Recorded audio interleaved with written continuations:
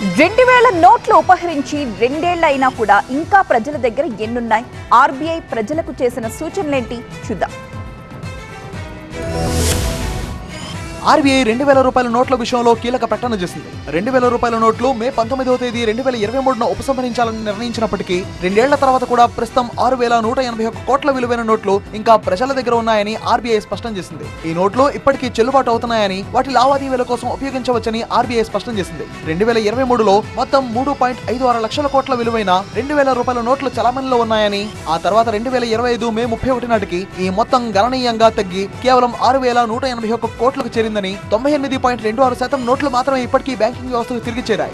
మిగిలిన 6000 కోట్లు ఇంకా ప్రజల దగ్గరే ఉన్నాయి. మిగిలిన 2000 రూపాయల నోట్లను సాధారణ బ్యాంక్ బ్రాంచ్ల్లో డిపాజిట్ చేయడం లేదా మార్చుకోవడం 2023 అక్టోబర్ 7తో ముగిసింది. అయినప్పటికీ మిగిలిన 2000 రూపాయల నోట్లను ఆర్బీఐ 19 కేంద్రాల ద్వారా ఇప్పటికీ స్వీకరిస్తోంది. ప్రజలు తమ వద్ద ఉన్న ఈ నోట్లను అక్కడ డిపాజిట్ చేసుకోవచ్చని సూచించింది. వ్యక్తులు, వ్యాపారస్తులు తమ 2000 రూపాయల నోట్లను ఇండియా పోస్ట్ ద్వారా ఆర్బీఐ ఆఫీసులకు పంపవచ్చని, ఈ నోట్ల విలువను వారి బ్యాంక్ ఖాతాల్లో జమ చేస్తారు.